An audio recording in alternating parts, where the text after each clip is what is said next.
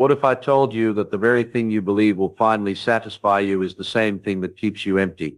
That no matter how much you feed it, it will never say enough. Lust works like a mirage in the desert. You chase it, convinced that refreshment is just a little further ahead. But when you arrive, the sand slips through your fingers, and instead of peace, you're thirstier than before. Think about it. When was the last time giving in left you truly fulfilled? Not just for a few minutes, not just until the guilt crept in, but in a way that gave lasting joy. The truth is, the promise is always bigger than the payoff. And here's the trap. It convinces you that next time will finally deliver what you crave. Next time will be the moment you feel whole, but the next time never comes.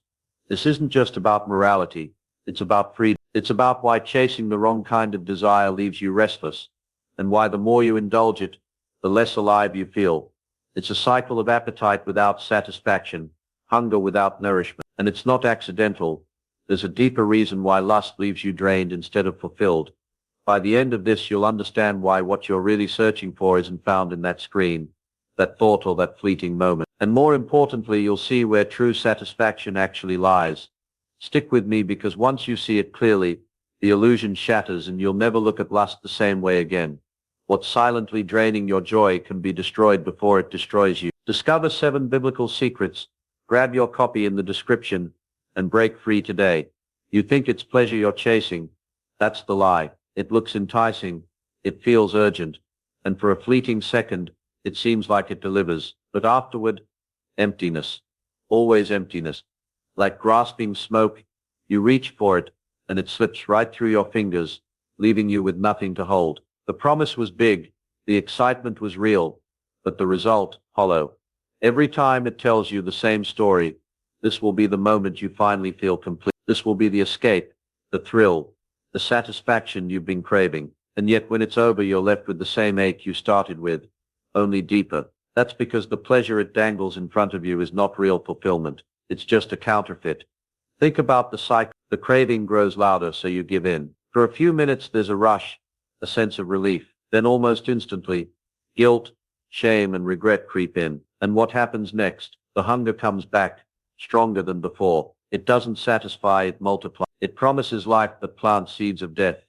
There's a reason why it feels like quicksand. The more you struggle, the deeper you sink. It doesn't stop with one indulgence. The appetite grows, your tolerance dulls, and what once felt exciting now barely scratches the surface. So you search for more and more and more.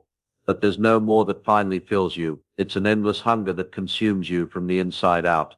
The greatest deception is that it feels like an appetite, like hunger or thirst, something natural that just needs to be fed. But here's the difference.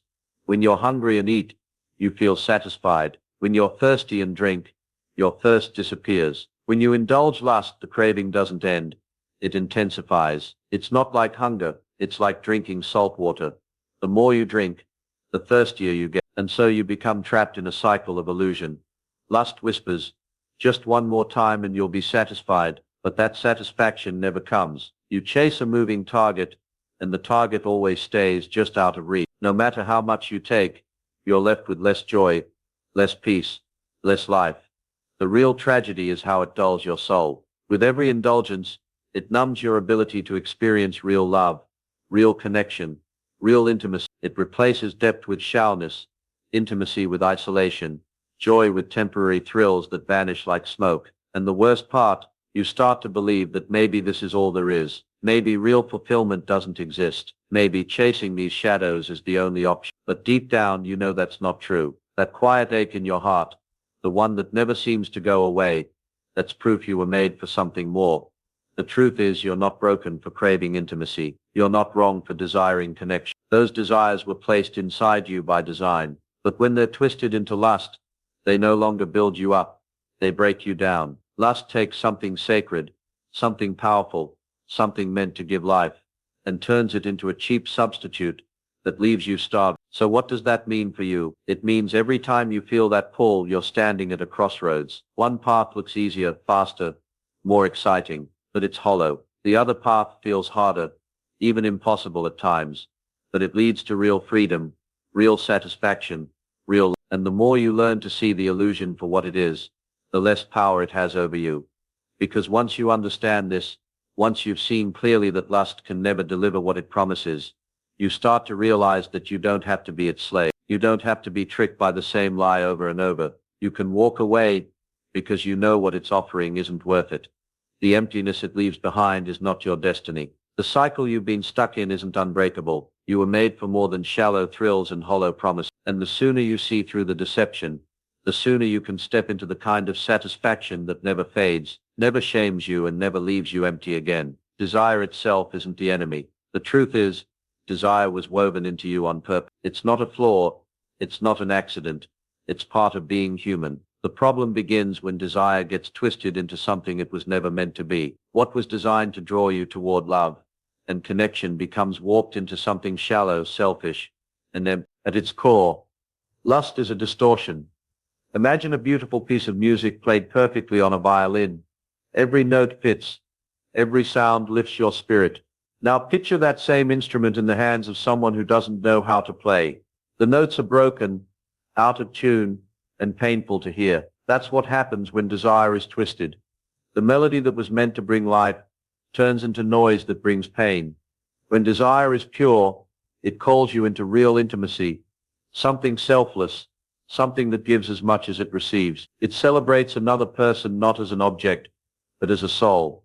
But lust takes that same longing and strips it of depth, reducing a person into nothing more than a tool for gratification. It no longer sees value in who they are, only in what they can provide for a fleeting moment. And the tragedy is this: once you begin to see others through the lens of lust, you stop seeing them as people. You don't notice their hearts, their stories, their dreams. You only notice what they can give you. And in that moment, you lose something too.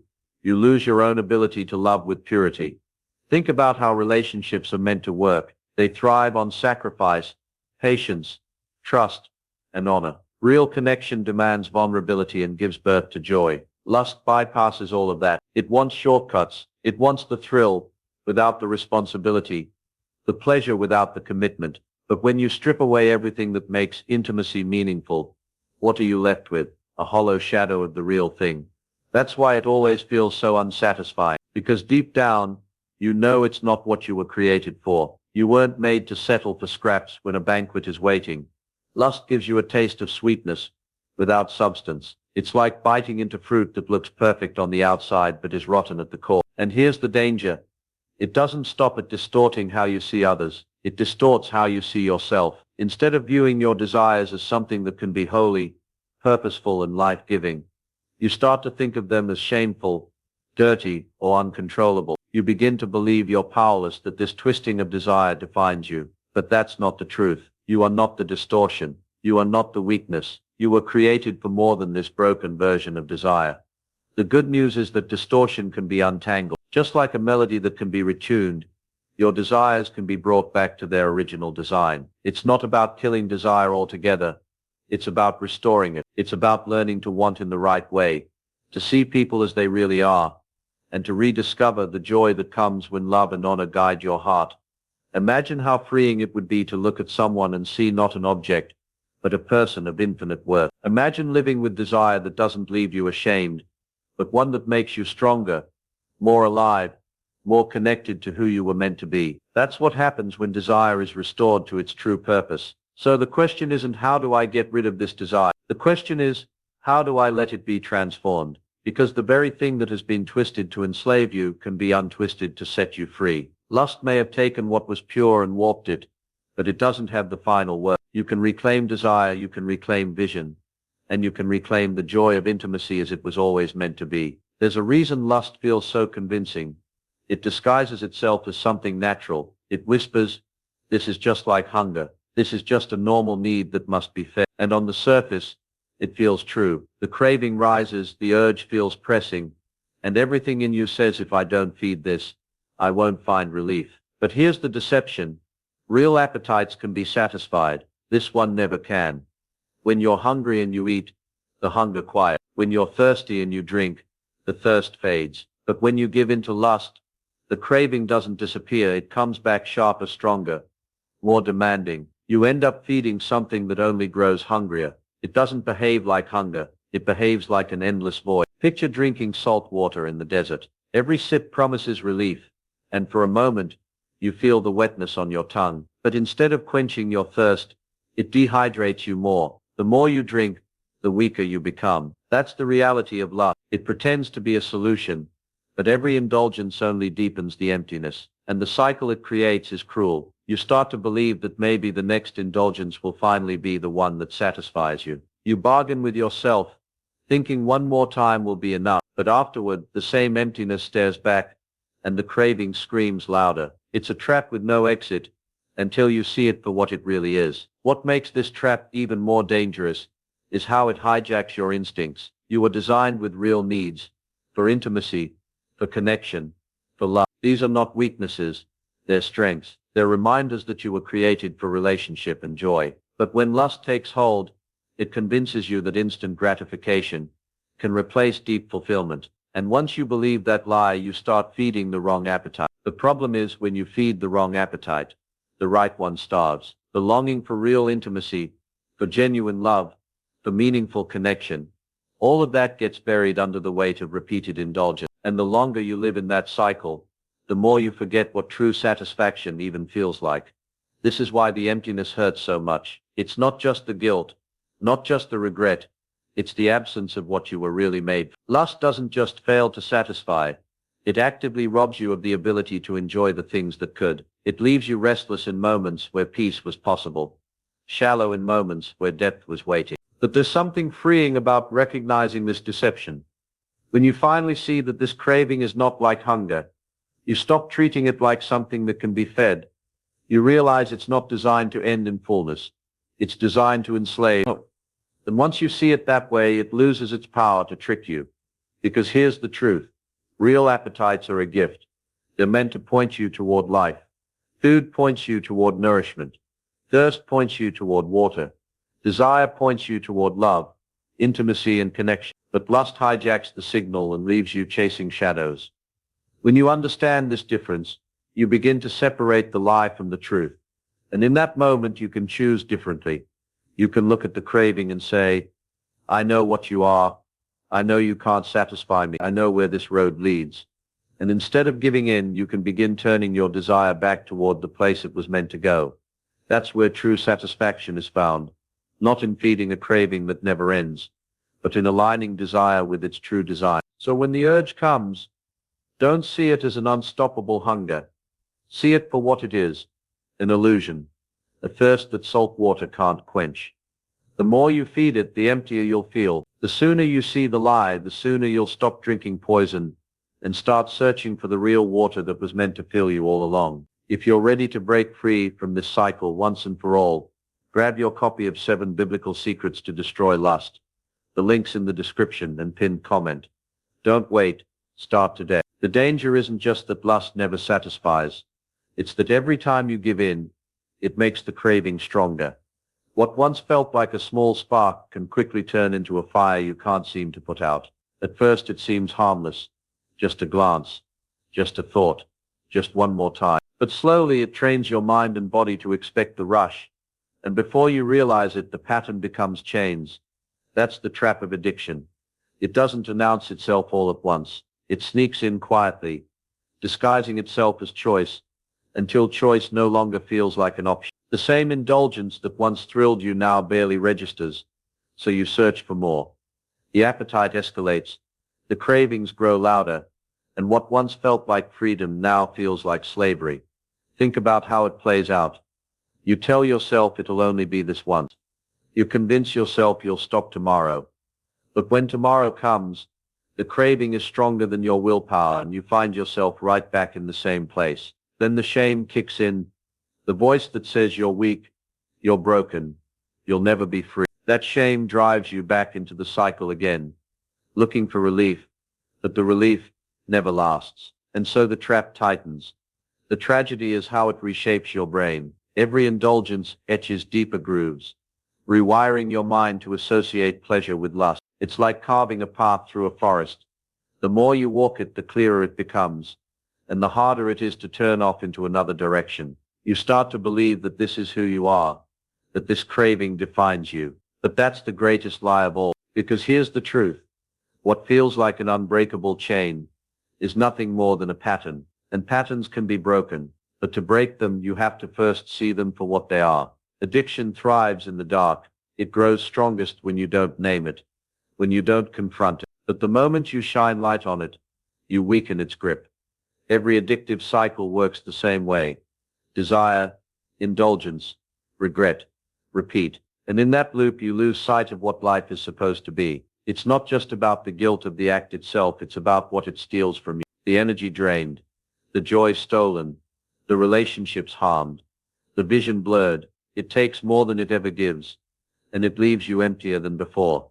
And yet there's hope in recognizing the pattern, because once you see the loop, you begin to realize you don't have to stay in it. You don't have to keep walking the same path every day, carving the same grooves deeper into your soul. You can choose differently. It may not feel easy, but the more you step off that path, the weaker it becomes. The more you turn your attention away from the false pleasure and toward what's real, the more your mind begins to heal. And here's the powerful truth. The craving that feels impossible to resist doesn't actually have power over you. It only has as much power as you give it. Every time you believe the lie that you can't resist, you reinforce the chain. But every time you push back, even in the smallest way, you begin to break it. It's not about never feeling temptation again. It's about refusing to let temptation rule you. The craving may still knock on the door, but you don't have to answer. You don't have to be defined by your weakest moments. You don't have to carry the weight of shame that keeps dragging you back into the cycle. Addiction says, you'll always be mine. Freedom says, you were never meant to be a slave.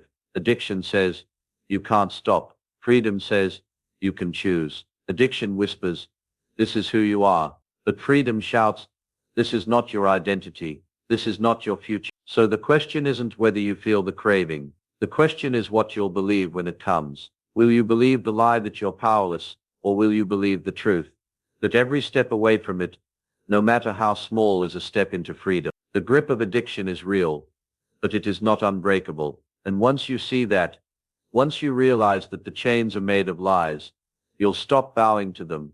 You'll stop letting them write your story, and you'll discover that real joy, real strength, real life is waiting on the other side. What makes lust so dangerous isn't only what it gives you, it's what it takes away.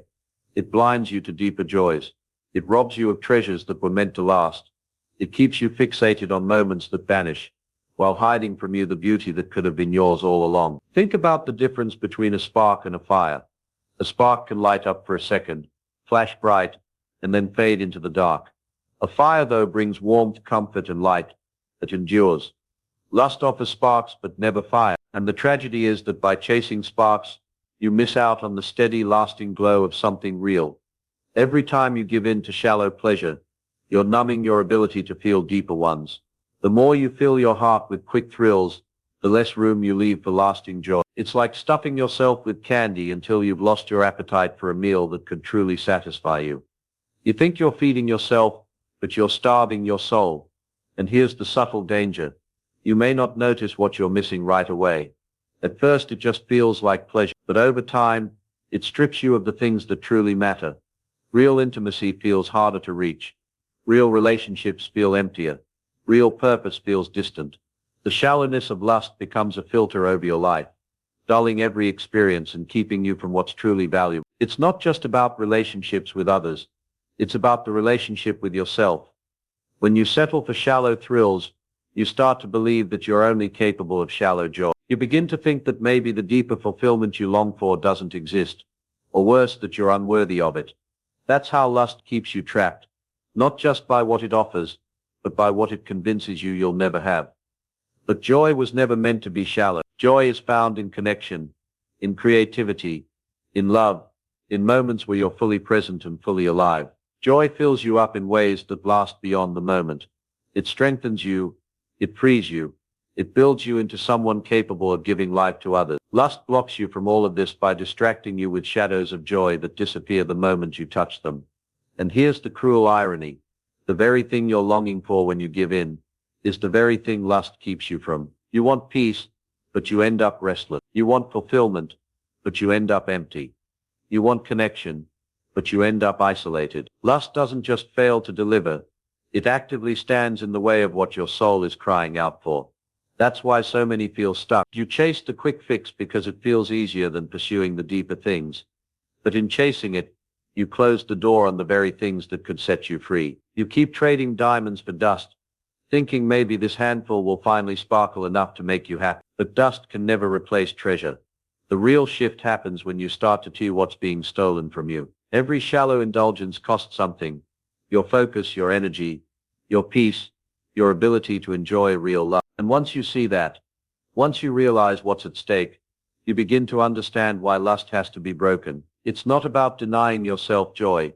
It's about refusing to lose it. Because deeper joy is possible. Joy that doesn't fade when the screen turns on. Joy that doesn't vanish when the guilt sets in. Joy that builds instead of destroys, that heals instead of wounds, that grows instead of drains. That joy is waiting for you, but you'll never find it if you keep letting lust blind you. So when the temptation comes, remember what's on the line. Remember that you're not just saying no to emptiness. You're saying yes to something greater. You're saying yes to joy that lasts, to love that's real, to freedom that can't be stolen. And that is worth infinitely more than any fleeting thrill could ever offer. All of this leads to the real question.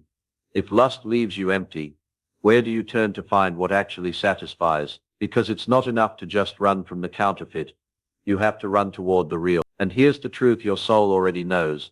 Nothing in this world can fill the void you carry inside. You were created with a hunger for something eternal, and no temporary thrill will ever quiet. That's why every attempt to fill it with lust, with pleasure, with endless distractions, always leaves you restless. It's like trying to fill an infinite hole with finite things. It never will. That ache inside of you is proof that you were made for more, that your desires were meant to be fulfilled in a way that doesn't fade, doesn't shame you, and doesn't leave you emptier than before. The craving itself is not the enemy. It's a signpost, pointing you toward the one who can actually satisfy it. Lust twists the craving into a trap, but at its core it reveals that your heart is searching for a love bigger than yourself, a joy that doesn't vanish with the moment. That longing is there to lead you home, to remind you that nothing less than the presence of God will ever be enough. Think about it. Every time you chase a thrill, what you're really hoping for is peace. Every time you search for release, what you're really yearning for is every time you reach for another high, what you're really longing for is fullness. And all of those things, peace, rest, fullness, are not found in lust. They're found in Him. This is why people who spend their lives chasing pleasure still end up empty. You can consume more and more, but the emptiness always returns, because your soul isn't designed to run on fleeting moments. It's designed to run on the eternal. And until you turn back to the one who made you, the craving will never stop. But here's the good news. The very thing that feels like a curse, the hunger, the restlessness, the ache, is actually the evidence that you're not abandoned. It's proof that you're still being called, that there's still something greater waiting for you. The ache is a compass, pointing you toward the only source of true satisfaction. And once you taste that satisfaction, everything changes. The cravings lose their grip because you found something stronger. The illusions lose their power because you've seen the real thing. The emptiness that used to drive you now gets filled with a joy that doesn't fade the moment the thrill is gone. Imagine waking up without the weight of shame pressing down on your chest. Imagine looking at your desires and seeing them not as chains but as reminders of something holy, something beautiful, something eternal. Imagine no longer chasing shadows because you finally found the light. That's the kind of satisfaction your heart was created for. And here's the most freeing truth. It's not about perfection. It's not about never stumbling again. It's about direction. It's about choosing each day to turn away from the lie and toward the truth. To stop drinking salt water and start drinking from the well that never runs dry. To stop chasing sparks and start resting in the fire that never goes out. The battle is real. The struggle is real. But so is the freedom. And that freedom doesn't come from trying harder, from gritting your teeth, or from sheer willpower. It comes from surrender, laying down the lie that you can fill yourself and finally receiving the fullness that only He can give. Because at the end of the day, lust doesn't just fail to satisfy. It points to the fact that you were made for something great. And once you see that, once you taste the joy of what you were truly created for, the counterfeits lose their grip. They can't compete with the real thing. So the choice is yours. You can keep chasing shadows that vanish in your hand, or you can turn toward the source of life, the only one who can give you joy that lasts, peace that endures, and love that never lets you go. You've seen it for yourself. What promises satisfaction only leaves you restless. It whispers of freedom, but it changes. It offers pleasure, but it drains you. And every time you give in, it steals something more precious than the moment. It steals your peace, your clarity, your joy. But you don't have to stay there. You don't have to keep repeating the cycle, hoping that the next time will finally be enough. Because the truth is, you were never created to live off scraps of shallow thrills. You were made for something greater, something that fills, something that lasts. Freedom isn't just possible, it's waiting. And the moment you recognize the lie for what it is, you take your first step toward it. Every time you choose differently, even when it feels small, you're reclaiming who you really are. You're reminding yourself that you're not a slave to empty cravings. You're meant for real joy, real intimacy, real. If you're serious about breaking free and want to go deeper, I've put together a resource that will guide you step by step. It's called 7 Biblical Secrets to Destroy Lust Before It Destroys You. Inside, you'll find practical truths and strategies that will equip you to break the cycle for good. The link is in the description and pinned comment. Don't just watch this and walk away. Take action, because the sooner you start, the sooner you'll step into the freedom you were always meant to have.